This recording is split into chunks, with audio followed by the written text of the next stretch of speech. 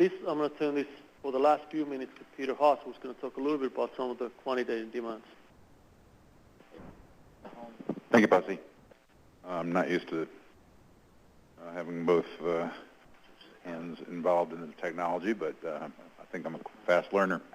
MTI, the Minnesota Transportation Institute, was involved in a workforce assessment shortly before this project began, and we were interested in the brand new system that was proposed for the state of California. And so we initially looked at this problem just to build a brand new true high-speed rail system. What kind of a workforce do we need for it? And it turned out there wasn't much information, and so we were able to get access to the cost projections from PV Consult and make some projections. We looked here to find, this slide shows what kinds of specific technologies are somewhat unique to, somewhat very unique to high-speed rail, although, as Passy noted, a lot of these things are also involved in just rail, especially positive train control. That's something that's going to be involved either way. And where does that go?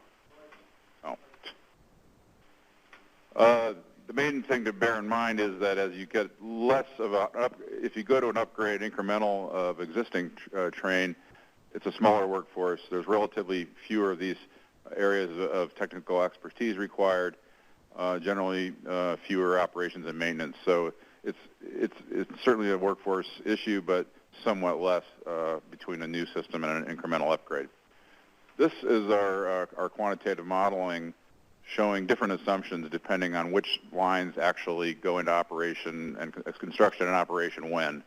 The red line being the average of 4 different scenarios depending on which lines were put together. And you can see that between 2020 and 2030, there's quite a bit of need for an educated workforce. These are some of the corridors that are whose estimates are represented in the previous slide. The 3C is a little bit dubious, but most of those are serious. And you can see that by far the largest in terms of workforce impact is California, the incremental ones being significantly smaller in terms of impact on the workforce. But they all collectively represent a very significant demand for workforce. We were able to, using the California data, we're able to disaggregate the kinds of employees and the kinds of education backgrounds that would be involved in this workforce, so that you see that we go from the time curve to the breakdown. The circle on the upper right indicates that the largest percentage of people that will be needed to build these systems are going to be involved in building and construction. There's no surprise there, but still a significant number in management and design and other aspects of rail. Similarly, if you look at the kinds of education that will be required, that's the lower right-hand circle, you can see that many of them are actually don't need advanced education at all, high school or even less than high school, but still significant amounts of people with bachelor's, master's, and even doctorates are needed if all of these systems are going to be built out. This is essentially that same lower right slide so you can actually see the numbers. And again, you can see that less than a college degree is more than half of this workforce, but yet about 20 to 30% are going to require college degrees and up.